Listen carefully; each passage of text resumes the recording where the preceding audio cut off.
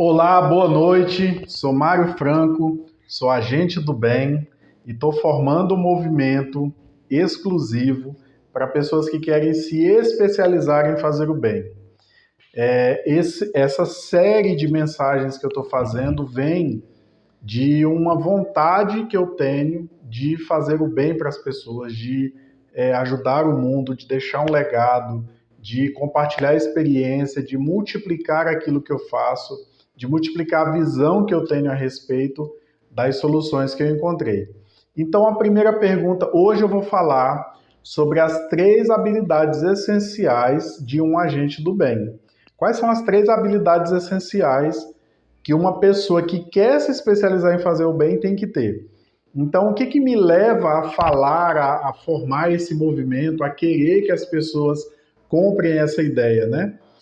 Imagina assim, eu vou contar resumidamente que aos 17 anos de idade eu fiz uma decisão por Cristo e comecei a me envolver com a igreja, comecei a me envolver em projetos sociais, comecei a me envolver com distribuição de cesta básica, evangelismo, plantação de igreja, cursos, treinamentos, palestras, ministrações.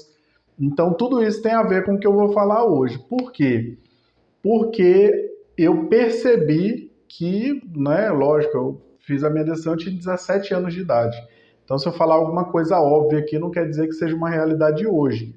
Só estou te falando o que foi acontecendo ao longo do tempo, né? Então, eu tinha muita inexperiência, tinha uma questão no coração que era muito grave, né? Eu não sentia assim, amor, alegria, essas coisas. Eu tinha muito ódio no coração e Deus foi transformando isso através dessa conversão a Jesus Cristo, né, o cristianismo. Então, eu sempre me envolvi muito com isso e eu tinha vontade de fazer o bem, não sabia como, até que uma vez aconteceu algo que mudou a minha experiência. Né? O que aconteceu?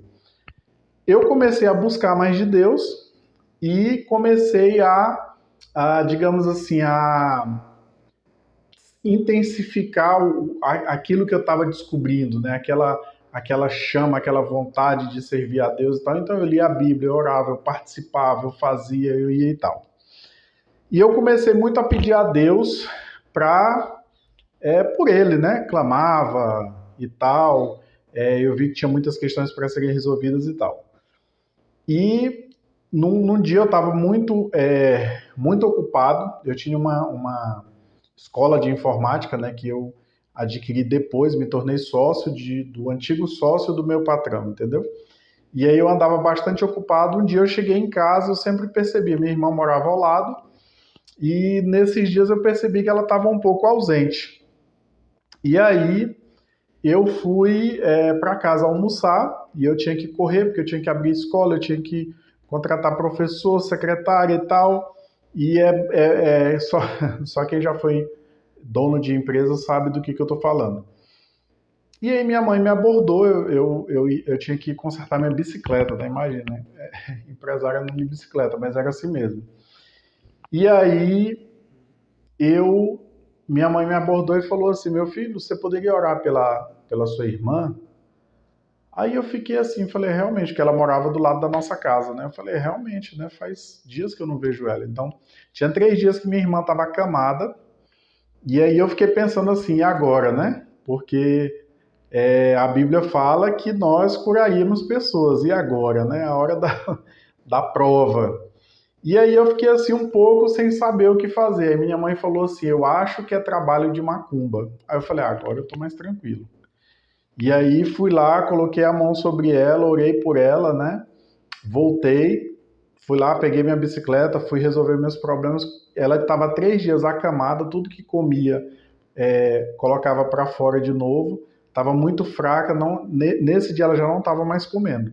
Então depois que eu orei por ela, eu fui resolver minhas coisas, voltei em casa para tomar banho. Quando eu volto, ela está com um prato de comida na mão, outra aparência, já estava de pé, já estava.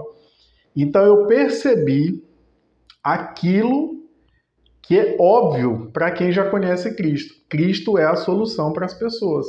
Eu percebi ali, mas eu ainda tinha muito para viver, né? Isso tem mais de 20 anos que isso aconteceu, né? Então, de lá para cá, eu entendi que a solução é orar pelas pessoas, é fazer o bem, é expandir o reino de Deus e tudo mais.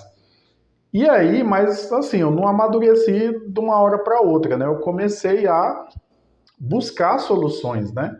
Então, quanto mais eu buscava soluções, mais eu via que a solução para o ser humano individualmente é Cristo. E essas pessoas que receberam a Cristo de forma individual têm como ajudar outras pessoas. Pois bem, e aí, quando eu falo de agentes do bem, é isso. É uma pessoa que, acima de tudo, ela crê em Deus que é maior do que todos. Então, não tem como uma pessoa ser agente do bem se ela não crê em Deus. Eu não acredito, né? Ela pode até fazer o bem por um tempo, mas existe uma resistência do mal e esse mal só se combate em nome de Jesus Cristo. Então, que isso fique bem claro. E aí tem 3 habilidades essenciais, porque existe o lado abstrato, né, o lado sobrenatural, o lado espiritual.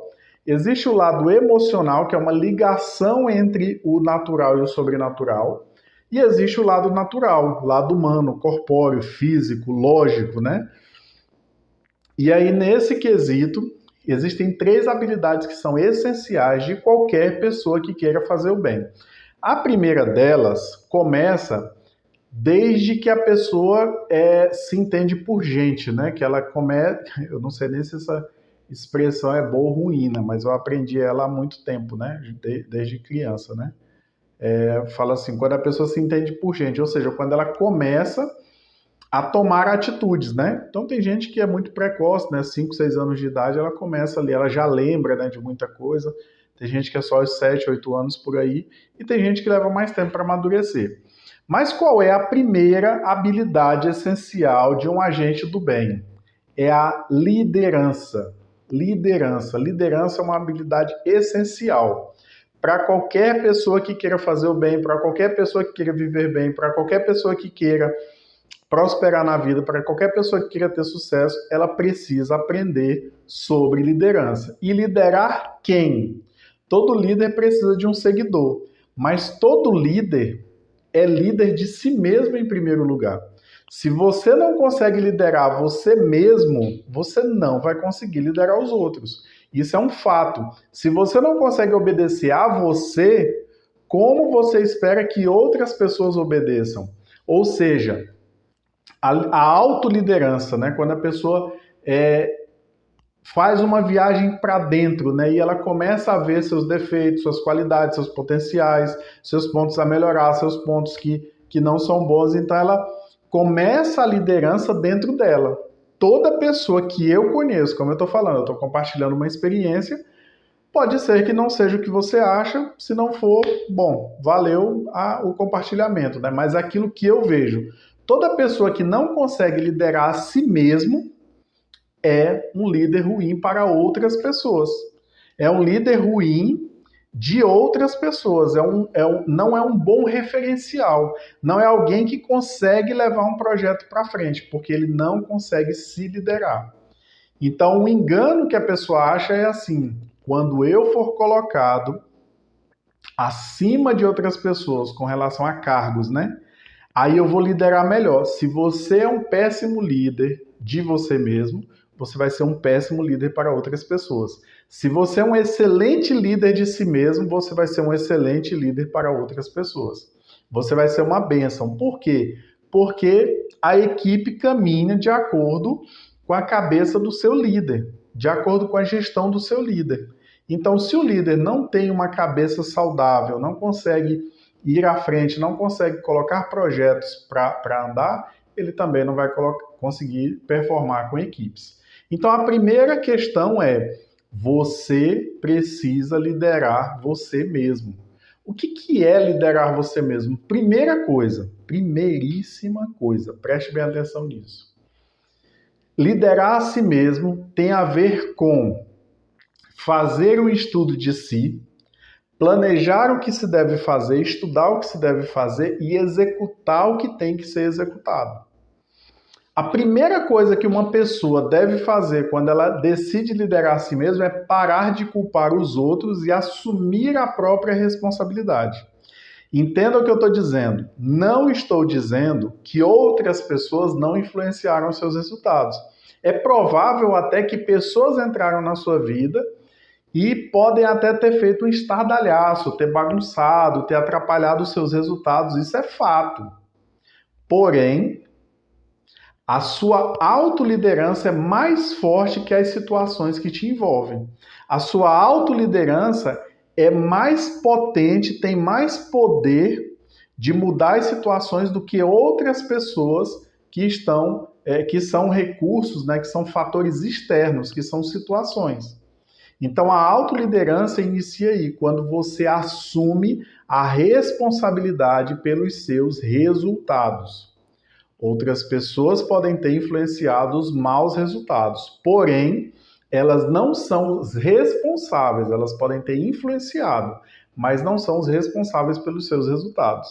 Agora, também pessoas podem ser influenciadores de bons resultados.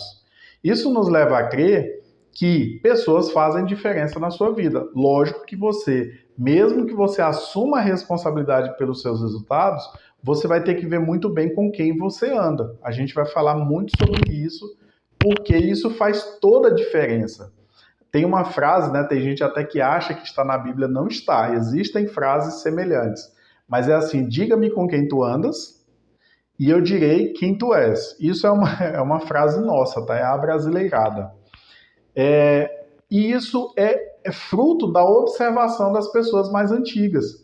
Quer dizer, com quem você é visto andando, você também é julgado daquela forma. Vou te contar dois casos que eu acho bastante interessante, né? O primeiro aconteceu comigo, quando eu fiz a minha decisão, quando eu converti, né? A primeira igreja que eu comecei a frequentar foi em Tocantinha. Eu morava em Miracema e frequentava a igreja batista em Tocantinha. E aí a balsa, ela parava à noite, né? E atravessava com muita raridade. Lá não tem ponte e a gente tinha que atravessar de balsa. Acabou o culto, eu voltei e aí tinha eu vou até chamar de galera, né? Porque foi assim que eles se comportaram, né? E na beira do rio só tinha eu e eles. Era mais ou menos ali umas 5, 6 pessoas, tudo mais ou menos da minha idade. E aí veio um canoeiro de lá para cá, e minha mãe era vendedora ali no Porto da Balsa, né? Então eu pensei, eu vou falar para ele, me atravessa amanhã, você vai lá receber da minha mãe, que ela vai te pagar. Quando eu me aproximei, aqueles rapazes, né? O canoeiro estava deixando um passageiro, e aqueles rapazes foram lá e começaram a conversar com ele, perguntar preço, essas coisas, e começaram a discutir. E o canoeiro ficou com raiva daqueles jovens e achou que eu estava com eles também. E aí eu tentei falar com o canoeiro e ele zangado foi embora e não quis ouvir mais nada e depois não veio outro canoeiro também. Resumo da história, né? Eu fui acometido, né, pela situação de ser confundido com as pessoas que discutiram com ele. Não tive controle da situação. Então, as pessoas com quem a gente anda, e olha só, eu não estava nem andando com eles, né? Mas se as pessoas acharem que você está andando, você vai ser vítima desse julgamento, certo?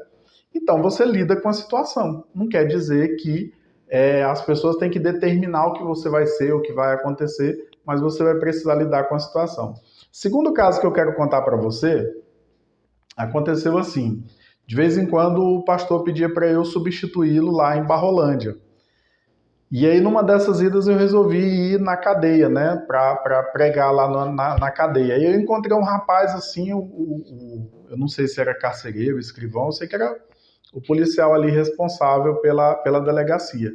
Ele falou assim, rapaz, tem como tu conversar, já que você veio pregar e tal, depois você tira um tempo e conversa com fulano de tal. Ele estava numa cela sozinho, assim, barba por fazer, parece que tinha alguns dias que não tomava banho, não conseguia dormir direito. E aí ele falou assim, ó, o cara tá depressivo e vai demorar eu não sei como é que fala, né, mas a transferência, né? Porque a situação dele, o processo dele era de Brasília, né? Então aí eu tirei um tempo, né? O rapaz estava ali muito abatido e tudo mais, aí eu comecei a conversar com ele e é até bacana assim, porque eles contam abertamente qual é a história deles, né? Lógico que todo preso se dá como inocente. Eu ainda não vi um preso dizer assim, eu estou aqui porque eu mereço. Todos eles falam, não, eu estou aqui porque armaram para mim, porque, enfim. E esse rapaz não foi diferente. Oi. Esse rapaz não foi diferente. E aí ele começou a me contar a história dele. O que aconteceu? Ele veio de fora, né? E aí ele estava ali, começou a trabalhar e fez amizade e tudo mais. E aí chegou uns três, eu acho que eram 3, 4 anos, essa história tem muito tempo, então não vou lembrar detalhes, mas também não é importante. Chegou uma turma ali, uns 3, 4 rapazes, que eram de fora também, e eles fizeram amizade, andaram juntos e tal, e tudo mais, e esses caras estavam fugindo da polícia. E aí, quando esses caras estavam fugindo da polícia, a polícia prende eles e esse dito cujo estava junto. Essa foi a história que ele me contou. Pode ser que seja verdade, pode ser que não. O que me leva a crer que é verdade, porque assim, geralmente quando a pessoa é culpada, ela tem outras atitudes e não aquelas, né? Então, para você ver, supondo que seja uma história verídica, você percebe que a pessoa é acometida, né? Ela acaba andando com as pessoas erradas sem saber e acaba sendo acusada. Inclusive, ele estava preso lá e não tinha sido transferido com os outros justamente porque a história dele batia, né? Não tinha como ele estar junto no assalto, mas tinha que esperar todo o processo para provar sua inocência. Então, ele simplesmente estava andando com as pessoas erradas. E a autoliderança tem a ver com isso. Por quê? Na autoliderança, você vai ter que aprender a lidar com as suas questões emocionais. E existem vários desafios emocionais.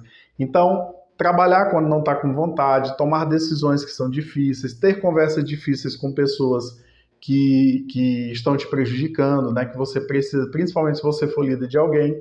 Existem vários desafios, mas tem um que eu considero o maior desafio que eu identifico nas pessoas, tá certo? Como eu estou te falando, isso daqui é um compartilhar da minha percepção.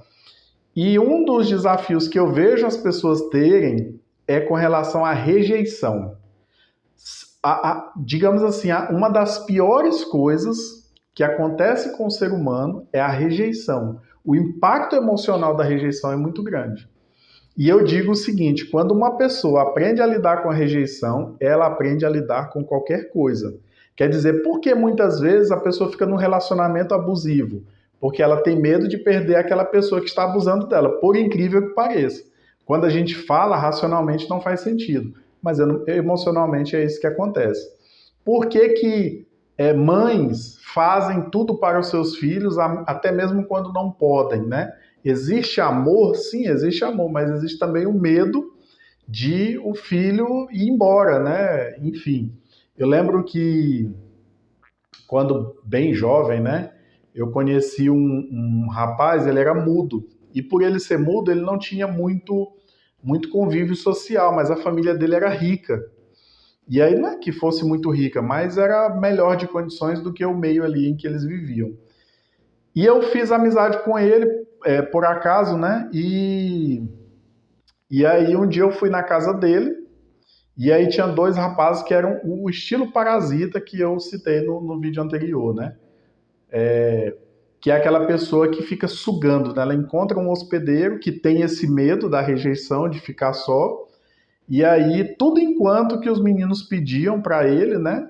Que ele dissesse não, era comida da geladeira, era brinquedo, era alguma coisa que não podia, ele dizia assim, então eu vou embora, né? Fazia um sinal lá, então eu vou embora. Aí o rapaz pegava e dava, né? Porque tinha medo deles irem embora.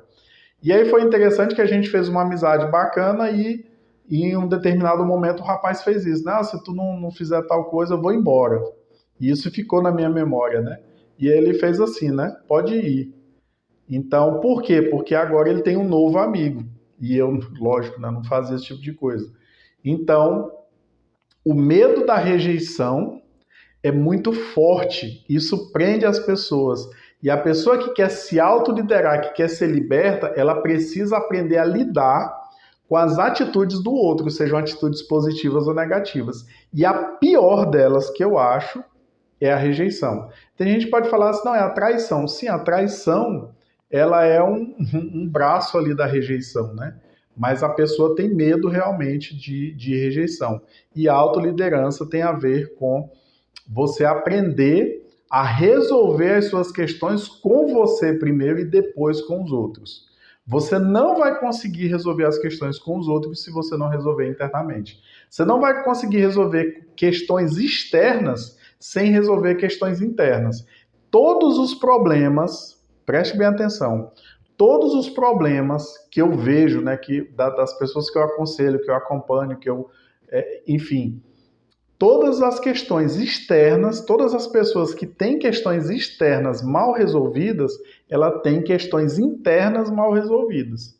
Então ela acaba não conseguindo andar, ela não consegue ir para frente, ela não consegue prosperar porque ela não consegue voltar-se para dentro de si e resolver as questões que estão pendentes, certo?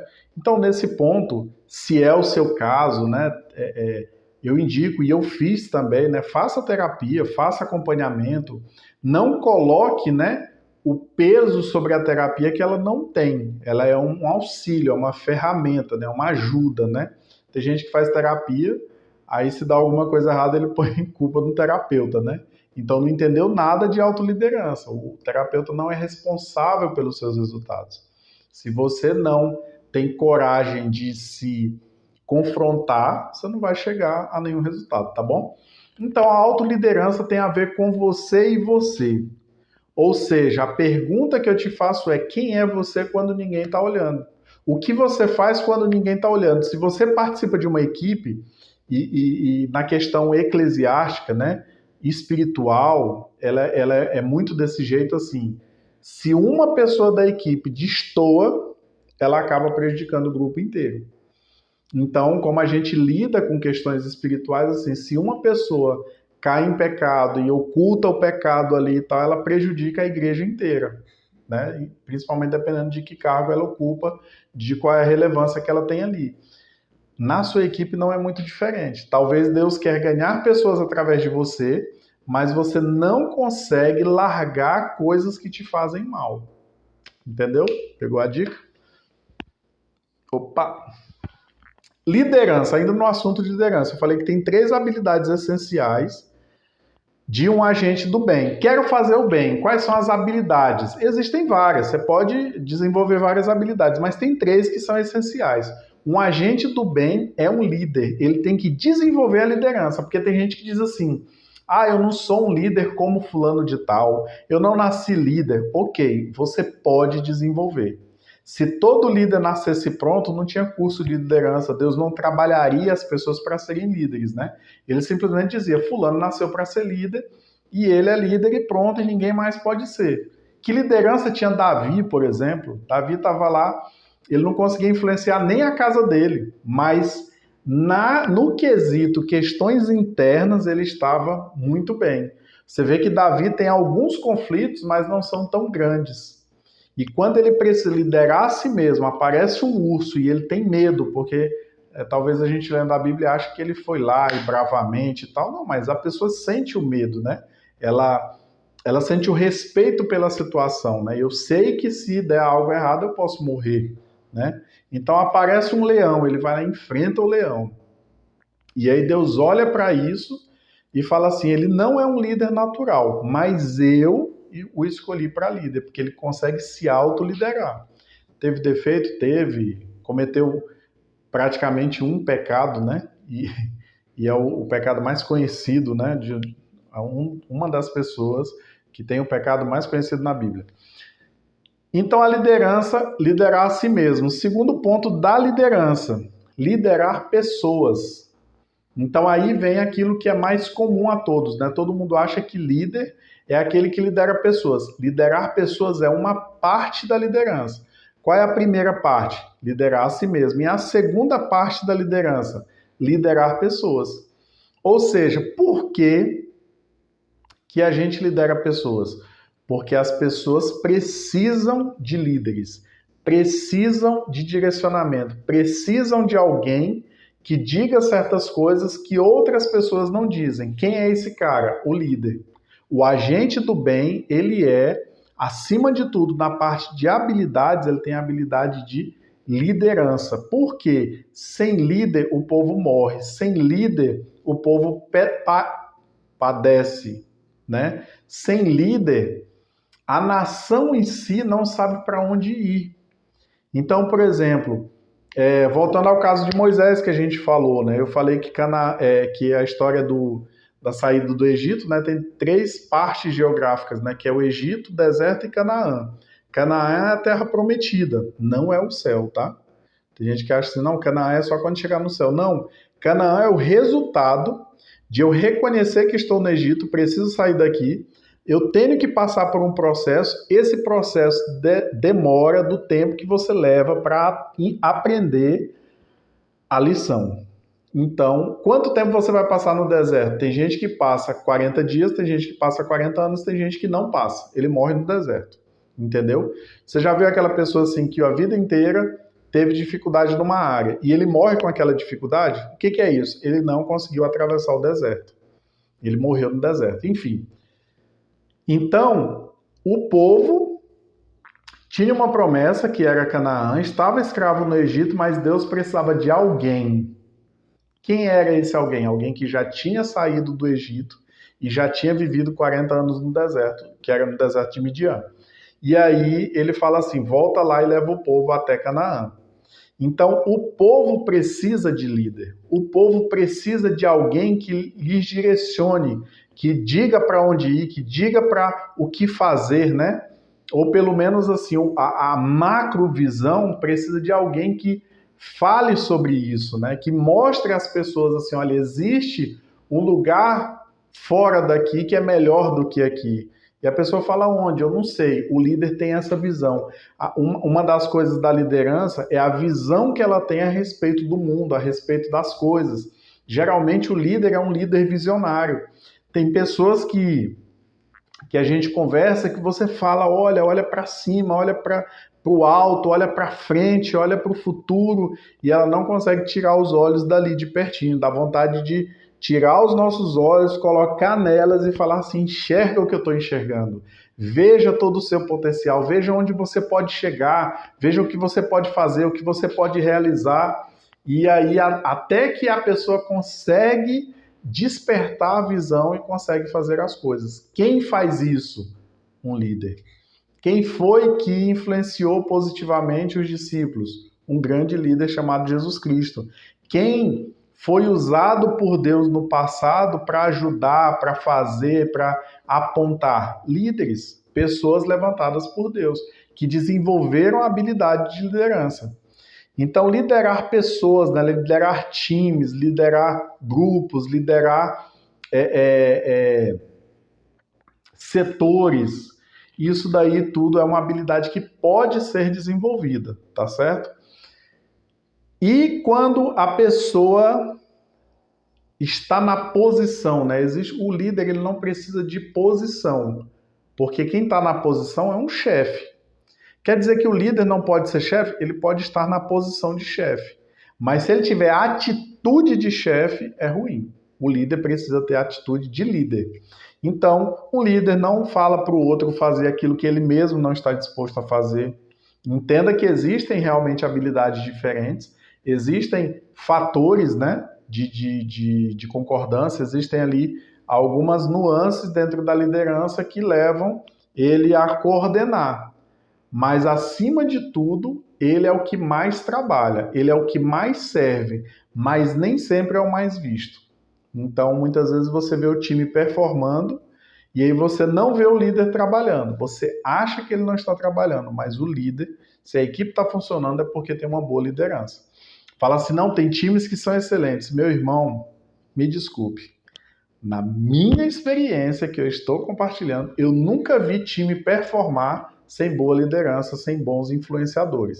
E é o que eu vou falar agora. Tem 3 aspectos na liderança. Né? A primeira é liderar a si mesmo, a segunda é liderar pessoas e a terceira é influenciar. Tem gente que você não lidera, ele nunca vai andar com você, ele não está com você, ele não faz parte do seu time, ele não tem nada a ver contigo. Mas ele será influenciado pela sua liderança, pela pessoa que você é, pelo jeito que você faz. Inclusive, assim, qual é a minha motivação ao gravar vídeo, né? Existem algumas, mas eu particularmente, se fosse só por gravar, só para aparecer, sinceramente eu não gravaria. Primeiro que assim, né? Eu vou contar daqui a pouco no último tópico, mas assim, eu achei que fosse muito fácil gravar vídeo, né? Porque eu encaro o público do tamanho que for, já falei para tamanho que for, assim, já falei para até mais de 1.000 pessoas, né? E não vi dificuldade. Pensei, gravar vídeo vai ser moleza, não foi bem assim. Então, agora por que eu gravo? Eu vou em alguns lugares, né? Converso com algumas pessoas, elas falam assim, Mário, seu vídeo me ajuda. Eu falo assim, nossa, que interessante, porque eu não sabia que fazia tanta diferença na vida dessa pessoa. Teve alguém que me mandou lá alguns relatos, não vou falar aqui porque pode expor a pessoa, mas assim, são relatos muito fortes de mudança de vida, porque a pessoa assistiu meu vídeo e eu fico assim, é Deus, né? Deus tá fazendo. Então, por isso, eu oro, peço a Deus para que isso influencie pessoas. E a liderança muitas vezes tem a ver com isso, né? Muitas vezes não, é um fator importante. Você se torna um influenciador, mesmo que a pessoa não ande com você. Por exemplo, no caso de Jesus Cristo, que é o líder mais estudado, né? Aquele que eu mais admiro, né? É aquele que tem a supremacia das coisas, né? Ele não foi líder necessariamente de João Batista, mas ele veio para continuar. Olha só, ele foi líder de 12, né? Que ali tinha também mais 60, né? Que andavam com ele. Pedro chega a dizer assim, olha, vimos um homem que pregava em teu nome e o impedimos. E Jesus fala, não impeçais, quem não é por vós, quem não é contra vós é por vós. Então, Jesus entendeu que ele influenciou de tal forma que mesmo que a pessoa não estivesse ali andando fisicamente com ele, ele estava sendo influenciado pelo evangelho. Paulo encontra um homem que ainda está pregando o batismo de João. E ele fala, não, deixa eu te contar o resto da história, né? O Messias veio, morreu, ressuscitou e tudo mais. Então, ser líder é também influenciador. Muitas vezes você vai influenciar pessoas que não estão andando com você e tá tudo certo, tá tudo bem, e é isso mesmo. Deus vai usar a sua vida, a sua liderança, o seu histórico para abençoar outras pessoas.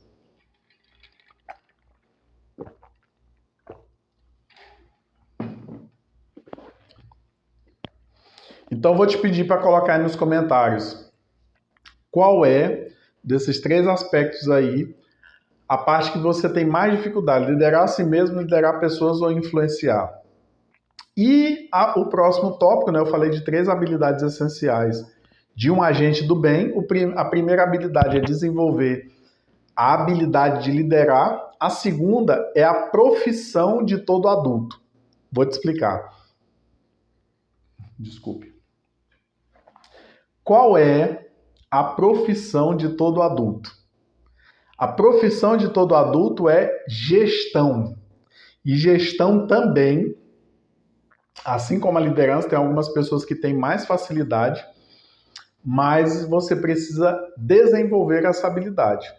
Um agente do bem é um bom gestor, só que visando chegar à excelência. Talvez esse seja o link entre os 3, né? A gestão. Porque o que é gestão? Gestão é organização, administração. Gestão é você estar com as coisas organizadas, né? O poder que você tem de organização. Vamos começar pelo básico, não é?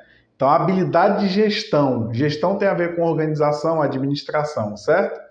Primeira coisa, como está o seu quarto?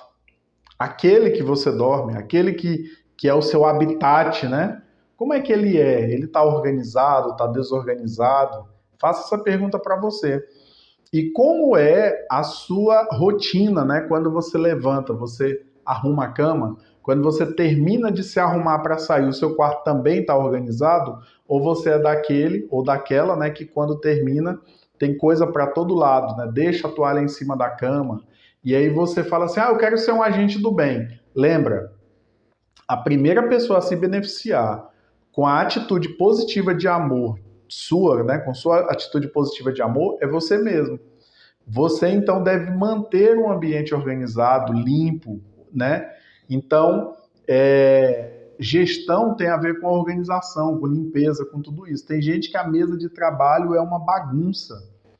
E aí ele fala assim, eu quero mudar o mundo. Então começa mudando sua mesa. De repente você começa a limpar a mesa, né? De repente você começa a tomar banho antes de sair. Gente, todo dia começa com um bom banho. Eu não sei como... Não, não é uma crítica, tá? É uma observação, né? Mas eu não entendo como tem gente que começa o dia sem tomar um belo de um banho, né? Sem ter um tempo ali de reflexão. Lógico que nem todo mundo consegue todo dia, mas assim, se você fizer 1 minuto, já é muita coisa. Um tempo ali para você realmente refletir. Mas eu vou abordar aqui 3 aspectos da gestão. A primeira, que eu acho primordial, importante, primária, eu estou repetindo assim, dando bastante ênfase, porque, para mim, o aspecto da gestão que é muito importante, talvez mais do que as outras, é a gestão do tempo. Por que o tempo? Gestão do tempo é importantíssima, porque o tempo não volta. Porque o tempo que se foi, não tem como você recuperar. Tem como você aprender com o que aconteceu e você usar melhor o seu tempo de hoje em diante. Mas esse dia, com essa hora, com esse minuto, com esse segundo que está se passando agora, nunca mais vai voltar. Nunca mais vai acontecer. Então a gestão do tempo é muito importante. Por quê? É como se você estivesse em uma peça teatral que não tem ensaio. É como se você tivesse que obter resultados sem antes ter tempo de fazer um planejamento. Então você precisa gerir bem o seu tempo. Não tem como fazer o bem se você é um mau gestor do seu tempo. Você precisa desenvolver a habilidade de gestão e você precisa começar com a gestão do seu tempo. Primeira coisa, eu preciso aprender a usar um relógio. Então, por exemplo, eu uso o relógio no pulso justamente porque eu percebi que assim, eu pego o celular, olho a hora e parece que aquilo fica gravado. E eu guardo o celular de novo no bolso, mas parece que a hora parou. Né? Você fala assim, nossa, já passou 40 minutos, por quê? Porque a sua hora que está lá gravada é aquela que você viu, né? Não sei se talvez porque eu aprenda mais pelo visual e tudo mais. Então eu prefiro ter um relógio sempre mais fácil de enxergar, né? De ver a hora. Tá vendo aí meu relógio? Relógio de feira, viu? Gosto demais. Comprei um relógio de marca uma vez, me lasquei. Paguei caro, ele quebrou e não tinha como consertar. Aí eu cheguei na loja lá, falei assim, olha, meu relógio quebrou e tal. A moça falou assim, 15 dias. Falei, ok, para a peça chegar, não, para a loja dar a resposta, a fábrica, se tem a peça ou não. Falei, credo. Então fui lá no RM, conhece o RM? É o Raimundo Marreteiro, na feira, né? E comprei aqui um reloginho baratinho, se quebrar, tá pago, né? Porque foi barato demais. Então, gestão do tempo. O tempo é ter agenda, fazer planejamento, se organizar, ver o que deu errado no passado e corrigir. Porque não é só ficar se culpando pelo que deu errado. Você precisa corrigir o que deu errado. Aprender com o que deu certo, celebrar pequenas vitórias, grandes vitórias, médias vitórias, vitórias dos outros, vitória sua, vitória de quem quer que seja. Aprenda a celebrar, porque isso é uma boa gestão do tempo. Por exemplo, uma questão com o vendedor, né? Ele fez uma venda, corre e faz outra, porque aquele impulso emocional te faz ganhar tempo. Quando você celebra demais também, né, e esquece do tempo, isso é ruim. Então, a gestão do tempo, aprenda a usar a agenda. Essa sim pode ser do celular, do computador, mas você precisa aprender a agendar seus compromissos. Por quê? Desorganização custa caro, muito caro. Desorganização é muito ruim. Então a desorganização geralmente ela chega num preço que você não pode pagar. É como uma fatura do cartão de crédito que você não consegue pagar nem o preço mínimo, o valor mínimo da fatura, né? Por quê? Porque você é um mau gestor do seu tempo. E aí aquilo que você não fez, que deveria ter feito, ele vai voltar e agora ele vai voltar muito maior e muito mais forte e você vai levar mais tempo para se organizar.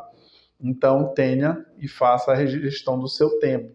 Segundo aspecto da gestão, recursos materiais, recursos humanos, recursos que estão à sua disposição. Quem não sabe lidar com pouca coisa, não sabe lidar com muita. Você entende isso? Se você não sabe lidar, você fala assim, Mário, eu não montei meu negócio porque eu não tenho dinheiro. Se você não aprendeu a lidar com o dinheiro que passa na tua mão hoje, você não vai saber lidar com o dinheiro que pode vir em grande quantidade. A pessoa acha assim, não, se eu tiver um carro, aí eu vou prosperar, aí eu vou trabalhar mais, aí eu vou ser mais feliz. Se você não lava a sua bicicleta, se você ela quebra e você não conserta. A pessoa não consegue pagar o IPVA da moto, como é que vai pagar o IPVA do carro? Entende? Então você precisa aprender a lidar com os recursos que você já tem.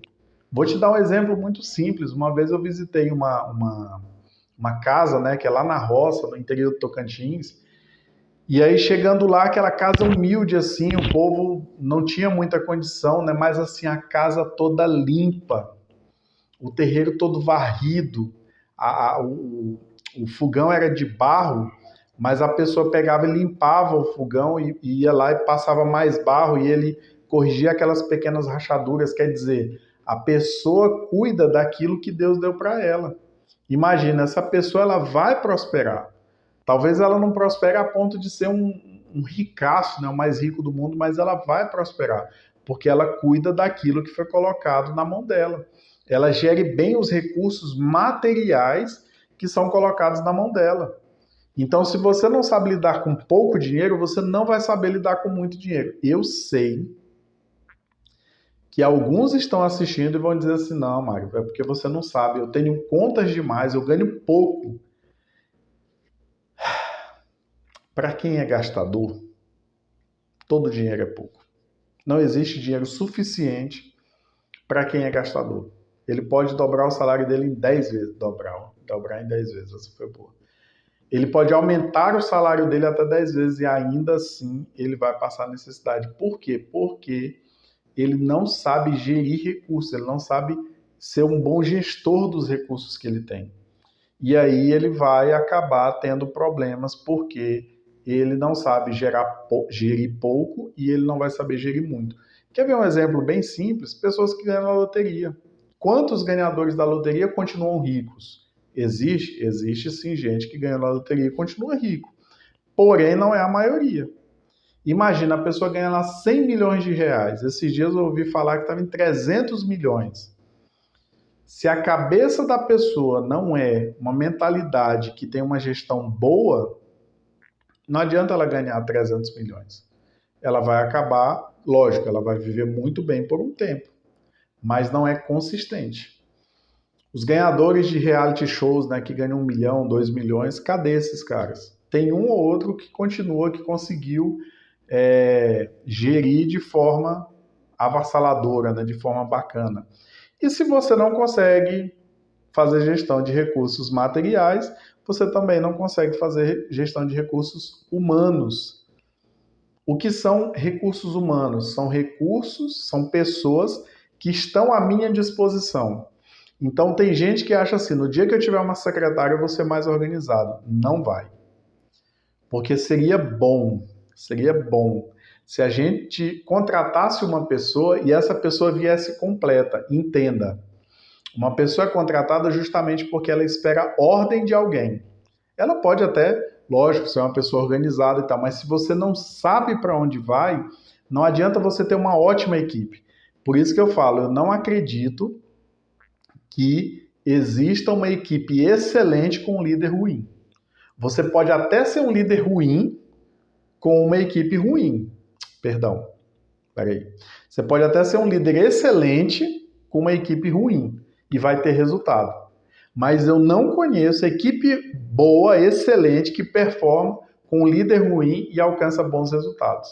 É muito raro. Talvez até um líder que não tenha todas as habilidades e tudo mais, mas ele consegue impulsionar o time, o que faz dele um líder bom. Mas, geralmente, o líder, ele traça ali o parâmetro de performance da equipe, né? Então, recursos humanos, os recursos que Deus colocou à sua disposição, os recursos, pessoas que estão dispostas a ajudar. Entenda, quando eu falo recurso humano, não quer dizer que a pessoa esteja abaixo de você. Amizades, parentes, famílias, tudo aquilo que você tem, que são os seus relacionamentos, seu networking, sua rede de contatos. Vou te dar um exemplo muito simples, né? Eu já trabalhei com marketing multinível. E eu conheci pessoas assim, que eles não podiam vender para os parentes porque ele já tinha entrado num monte de enrascada. E aí, quando ele ligava para os parentes, os caras já diziam assim: nossa, lá vem fulano com uma nova ideia. Talvez até alguns parentes meus pensem isso também. Por quê? Porque a pessoa não geriu bem esse relacionamento.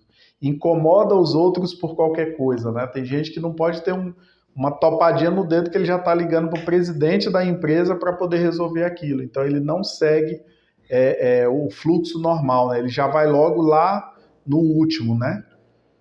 Então, a pessoa não sabe gerir bem os recursos que Deus colocou, a sociedade que ela tem ali. Ela se queima com todo mundo. Gente, ser queimado com alguém pode acontecer, mas ser queimado com todo mundo é uma má gestão dos seus recursos. E eu não estou falando isso para trazer peso para você, eu estou falando isso para trazer a luz e você, a partir de agora, tomar decisões diferentes. O último dessa questão é gerir a gestão das situações. Então, tem 3 aspectos da gestão que você precisa aprender a lidar. Gestão de recursos humanos e bens materiais, né? Gestão do tempo, que é o principal, e gestão das situações. Eu anotei aqui, ó, conflitos, relacionamentos, dificuldades, desafios. Entenda, você vai passar por situações boas e situações ruins. Você vai passar por situações que são agradáveis e situações desagradáveis. E você precisa gerir essas situações. Vou te dar um exemplo. Jesus falou assim: o homem que escuta isso que eu estou pregando, né, ou seja, essas minhas palavras, e pratica, ou seja, é um bom gestor, é comparado ao homem que construiu a sua casa sobre a rocha. Ou seja, rocha, eu acho que talvez eu precise de um vídeo só para falar sobre isso. Vou tentar ser o mais sucinto possível. Rocha é ruim para você perfurar e colocar ali os alicerces da casa, né? Fazer dela o seu alicerce. Porém, o resultado é que ela fica firme. Ele fala assim: e desceram e subiram as águas, né? Sopraram os ventos e deram com ímpeto contra aquela casa e ela resistiu. Porque ele pratica aquilo que escuta. Tem gente que fala assim: Mário, você acha que eu devo fazer o curso tal? Eu te pergunto, dos cursos que você já fez, você já praticou o que você aprendeu? Porque tem gente que é dono de fazer curso. Gente, eu estou aqui dando fazendo uma reflexão que leva a pessoa a grandes resultados. Porque eu quero que você seja um agente do bem. Eu quero que você seja alguém próspero. Eu quero que você realmente entenda que Deus tem prazer em multiplicar agentes do bem. As pessoas que fazem diferença na nossa sociedade, no nosso mundo, que viveram e deixaram legado, foram pessoas que fizeram o bem. Pessoas que deixaram memórias positivas foram pessoas que fizeram o bem, por mais que algumas não concordassem. Por exemplo, qual é o professor que marcou sua vida? É aquele professor que exigiu mais de você. Qual é o técnico da seleção que deixou mais um legado? Foi aquele técnico que exigiu mais da seleção brasileira. Qual é aquele treinador que faz diferença na vida do seu trainee? É aquele cara que exige mais, que vai além, que consegue tirar o máximo potencial de uma pessoa. Então, continuando a história de Cristo, é a pessoa que pratica aquilo que sabe. Então a pessoa fala: você acha que eu devo ler mais um livro? Você pode ler 300 livros. Se você não praticar nenhum deles, não faz a menor diferença. Eu conheço gente que tem cursos e mais cursos, né? É aquela pessoa que fez ali faculdade de, sei lá, astronomia, né? E não sabe o que é uma estrela. É isso que a gente faz. Então, vendedores que não vendem porque eles ficam fazendo curso. eu vou fazer curso disso, curso daquilo, vou viajar para São Paulo, vou ter um gasto tanto, vou fazer isso. Ele tem, o currículo dele é enorme, mas tem um outro lá que fez um cursinho só. Talvez nem fez. E ele vende mais do que o outro, porque ele pratica aquilo que ele sabe. Ele faz o básico. Tem gente que não quer trabalhar e aí ele fica construindo a sua casa sobre areia, ou seja, ele não pratica o que ele sabe. Ele fica assim, não, eu quero desenvolver uma estratégia que eu vou ganhar dinheiro e não sei o quê. Mas ele não quer trabalhar, ele não quer fazer o básico, ele não quer perfurar a rocha para colocar o alicerce da casa na rocha. Então ele vai lá e põe na areia, porque ele fala assim, é mais fácil, isso daqui vai ser mais rápido.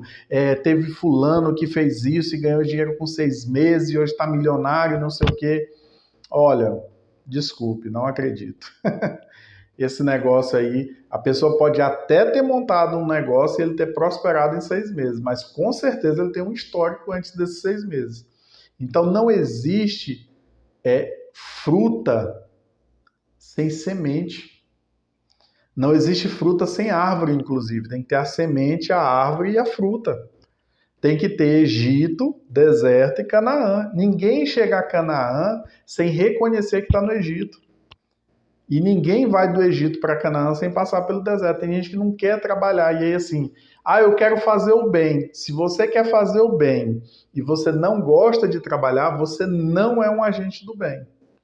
Você é alguém que quer sugar, que quer dizer que está fazendo o bem. E eu tenho que dizer isso, por quê? Porque de repente você fala, Mário, gostei dessa filosofia e tal, qual é a estratégia? A estratégia é trabalho. Trabalho inteligente, trabalho consciente, mas tem muito trabalho.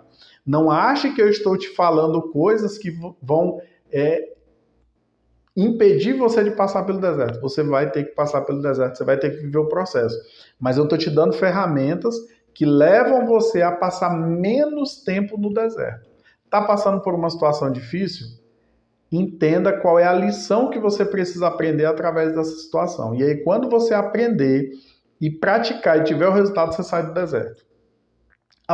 Uma das... Deixa eu ver se está dentro do tema aqui. Sim, está dentro do tema. Gestão de situações.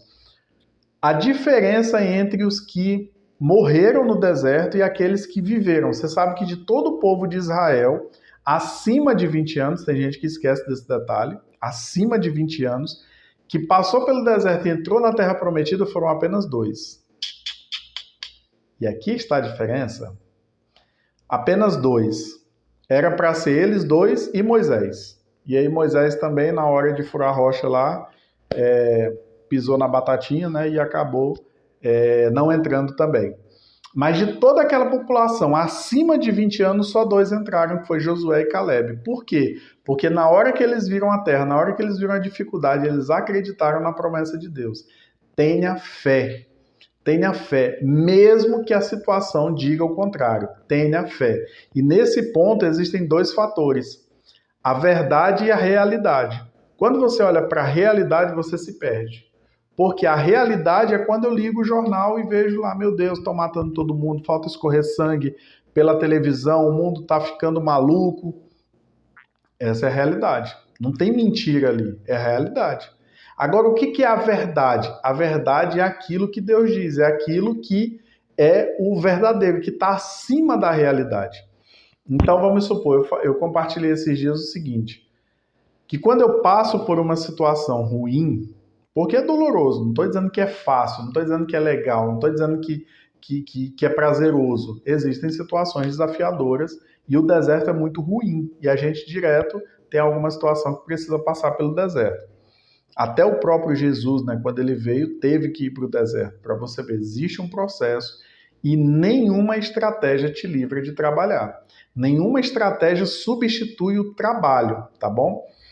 Então, assim, quando eu passo por uma situação ruim, eu lembro do livro de Apocalipse. Porque a pessoa diz assim, não, Apocalipse eu não entendo. Bom, eu posso te dizer o seguinte, Deus é tão poderoso que ele já sabe como tudo vai terminar e como será pela eternidade. Então, por mais que uma situação seja ruim, eu lembro que Deus está no controle de tudo. Vou te falar como é que eu aplico isso também. Eu gosto de assistir reality show, né? Então, O Aprendiz, Marcos Lemones, que é o sócio, né? Gosto demais. O que eu faço? eu vou assistir uma temporada de um reality show, principalmente Aprendiz. Aprendo demais com aquele seriado, né? Vou lá no último episódio e vejo quem é o vencedor. Aí eu volto e assisto todos os episódios. Mas primeiro eu quero saber quem é o vencedor, para eu ver como é que ele se comporta nas situações. E tem hora que eu falo assim, não é possível que esse cara vai escapar, não é possível que esse cara não vai ser demitido. Mas eu já sei, mesmo que eu esteja vendo ali a realidade de que ele pisou na bola, de que ele está indo, às vezes é um cara que foi para a sala de reunião várias vezes, andou perto de ser demitido, mas eu vejo que ele ganhou. Então eu sei que por mais que algo aconteça ali, ele ganhou. Então, quando eu falo olhar para o livro de Apocalipse, é simplesmente lembrar que Deus tem o controle de tudo. Por mais que a situação pareça ruim, por mais que os meus olhos estejam vendo algo, que a realidade é ruim, que a situação é desafiadora, mas eu sei em quem eu tenho crido, eu sei que vai dar certo. Então, gestão de situações tem a ver com isso. Você conseguir olhar o todo, você conseguir olhar o parâmetro, o panorama completo, né? Não ficar ali olhando para o seu umbigo e dizer assim, tá doendo, né? Então, gestão de situações. A terceira e última habilidade, né? Eu coloquei de 3 em 3, né? Para mim eu acho mais fácil. Então, 3 habilidades essenciais, eu coloquei 3 aspectos de cada habilidade. A última habilidade que eu acho que é essencial, existem outras que são muito importantes. Eu separei 3. Quais são as 3 habilidades essenciais de um agente do bem? Quais são as 3 habilidades essenciais de um agente do bem? Primeiro, liderança. Segundo, gestão. Terceiro, comunicação. Sem se comunicar bem, você pode ter o melhor trabalho do mundo, o melhor produto do mundo, a melhor coisa do mundo, o melhor sistema do mundo. Se você não conseguir comunicar para as pessoas o que esse produto vende, o que esse produto faz, você não consegue vender. Então, o que é comunicação? Aí, 3 aspectos da comunicação. Primeiro aspecto, linguagem. Linguagem verbal e não verbal. Quando uma pessoa te vê, você comunica algo. E isso se chama linguagem não verbal. Antes de você dizer bom dia, a pessoa tem uma impressão a seu respeito. E essa impressão, mesmo depois que ela te conhece, que você conversa com ela, é responsável por 70% da sua comunicação com aquela pessoa. Porque 70% da nossa comunicação com as outras pessoas acontecem de forma não verbal. Eu estou colocando por baixo, alguns chegam a colocar que é 93% fora, ou seja, só 7% da sua comunicação com as outras pessoas é a comunicação verbal. Então você olha uma pessoa, você acaba, de certa forma, até distinguindo, né? Sabendo como é a mentalidade dessa pessoa pelo jeito que ela se porta, pela sua comunicação não verbal. E é interessante que, assim, muitas vezes a postura, né, a comunicação não verbal é diferente da comunicação verbal. Por exemplo, eu falei que a minha primeira empresa foi uma escola de informática, e aí eu sabia o nome dos meus, todos os meus alunos de cor, né? Eu sabia o nome de todos eles. E eu tinha uma aluna, um grupo, na verdade, né? Geralmente mulher nem grupo, né? E aí eu tinha uma aluna que ficou afim de um outro aluno. E aí ela dizia, nossa, ele é muito bonito e tal, não sei o quê, para lá. E aí ela cada dia mais se aproximava mais dele. E um dia ela chegou e aí estava comentando lá e falou, professor, que decepção. Eles me chamavam de professor. Não sou professor, mas era instrutor de informática. E ela falou, que decepção. Eu falei, por quê?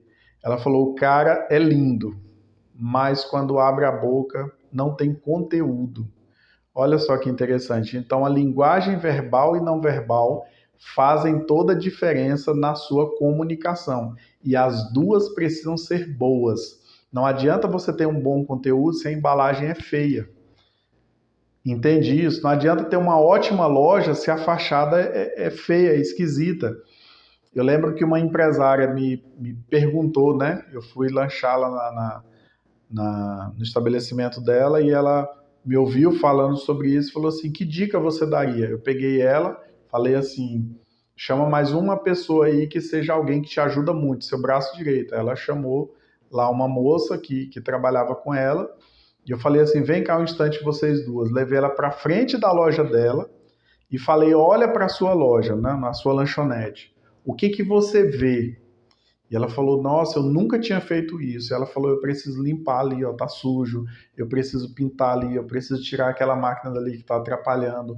Realmente, daqui de fora não dá para ver o que eu vendo lá dentro. Olha só. E ela fez um monte de mudanças simplesmente porque ela foi ver que a comida dela é uma delícia. Mas à frente, o lugar não fazia jus ao conteúdo. Então, a linguagem não verbal é como se fosse a embalagem, o jeito que você se veste, o jeito que você anda, o jeito que você se porta. Tem gente que anda ali, e é o segundo aspecto, né? A postura, a aparência, né? Tem a ver com a sua linguagem não verbal. Então, tem gente que anda com o ombro caído, né? Tá o tempo todo triste. Tem gente que você olha para ele e parece estar com raiva. Então, você vai me ver nos vídeos de vez em quando soltando um sorriso, né? Não é só porque, além de eu estar feliz, eu entendo que o sorriso é agradável, né? Que as pessoas gostam disso, se sentem mais à vontade. Então, é a questão de postura e linguagem não verbal. Não sei se está aparecendo aí para você, mas parece que o vídeo está querendo travar. Ok. Então, o segundo aí é a aparência, né? O segundo aspecto da comunicação, aparência, postura, o jeito que você se porta. E o terceiro é a apresentação, de que jeito você apresenta as coisas, né? Que você fala. Quando você vai apresentar algo, pelo amor de Deus, você pensa em quem está escutando. Parece óbvia a pergunta, mas não é tão óbvia assim. Tem gente que parece que faz uma apresentação para ela mesma, ela não pensa em quem vai ver a apresentação, ela não pensa o que pode estar na cabeça da pessoa que está escutando. Eu lembro que uma pessoa falou assim, Mário, porque o grupo tal... Aí eu falei, não conheço. Cara, você não conhece o grupo fulano de tal? Nunca tinha ouvido falar. Na cabeça do cara, eu era obrigado a saber de que grupo que ele estava falando. Você entende que isso é uma mente pequena, que alguém que não sabe fazer uma apresentação não entende que nem todo mundo tem as informações que ele tem, que a informação que ele tem pode ser que ninguém mais tenha. Então tem gente que vai falar com você parecendo que você está obrigado a saber o que ele está pensando. Pois é, e o que você acha? Acha de quê? Não, daquilo lá o quê? Ele não é claro na sua apresentação, ele não fala tudo assim, explica como se fosse para uma criança de 6 anos. Então, geralmente, pode acontecer da pessoa não ser boa em apresentação porque ela tem dificuldade, ela pega muito rápido, então ela acha que todo mundo pega rápido. Não, tem gente que você precisa explicar e a pessoa não está errada. Imagina, a pessoa tem lá 1000 coisas na cabeça dela, ela não vai parar para estudar o quanto você estudou. Se ela está te pagando justamente para você apresentar algo, então você tem que dar ali o serviço que você prometeu de dar. Então a apresentação é importante quando a gente vai fazer palestra, né? A gente fala, só faz a palestra e ministra para todo mundo. Não, eu preciso saber quem é que vai me ouvir. É para criança, o conteúdo não muda, mas a forma de apresentar é diferente. É para adolescente, é para adulto, é para profissional da área, para quem está entrando na profissão, quem é que vai escutar? Muita gente se torna um fracasso em vendas simplesmente porque não estuda o público que compra aquele produto. Tem gente que quer vender um produto que é para um público tal e ele vai apresentar no público tal. Não vai dar certo. Então a apresentação faz parte da comunicação e um agente do bem é um bom apresentador. Quer dizer que é excelente? Não, mas pelo menos ele trabalha, ele tem que desenvolver. Essas 3 habilidades aqui são habilidades que podem ser desenvolvidas. Quais são as 3 habilidades essenciais de um agente do bem? Liderança, gestão e comunicação. Mas se você quiser ser um comerciante, por que eu estou falando isso? Porque um agente do bem, ele é bem sucedido em qualquer coisa que ele vá fazer. Se você quer ser um bom comerciante, você tem que ter liderança, você tem que ter gestão, você tem que ter comunicação. Comunicação no mundo empresarial seria o marketing e vendas. Seria a área de vendas, a área comercial. Entende? Então, se você quer ser bem-sucedido, se você quer fazer o bem, se você quer prosperar, você vai ter que desenvolver a sua comunicação. E uma parte importante da comunicação é a apresentação. Apresentar o produto. Por exemplo, esse exemplo é muito... mexe muito comigo, né? Porque eu fiquei assim, de queixo caído, né? No aspecto de que uma pessoa perdeu uma venda muito boa por detalhes. E entenda, muitas vezes você perde boas oportunidades por detalhes. Eu estava numa sala, eu ia fazer inclusive uma apresentação de um produto, né, para o qual eu consegui vender, e eu cheguei antes, né, que é uma coisa importante também, né, e aí cheguei antes e a outra pessoa que ia participar da reunião não havia chegado. E o rapaz precisava comprar um lava-copos, um lavador de copos, né, lá para a empresa dele. E aí chegam dois vendedores, e aí a secretária fala, olha, tem um vendedor aí, você parece estar precisando de copo, eles vendem lavadora de copos e tal. Ele perguntou, você se importa se eu atender eles aqui enquanto outro rapaz chega? Eu falei, não, sem problema. O escritório dele era enorme, e eu fiquei ali de lado e vendo a apresentação. Meu irmão, que apresentação horrível. E o cara estava precisando de um lavador de copos. Primeiro, os vendedores, a apresentação. Os caras precisavam tomar banho. Tava assim, com a aparência, né? Mas ok. Não entendiam sobre o produto. Não sabiam como trocar as buchas do lavador de copos, né? Onde é que eu consigo outras quando essas aqui acabarem? Eles não sabiam. Quais eram os modelos que davam certo para aquela quantidade que ele queria? Os caras não sabiam. Então eu vi aquela apresentação e fiquei assim, dando agonia ali.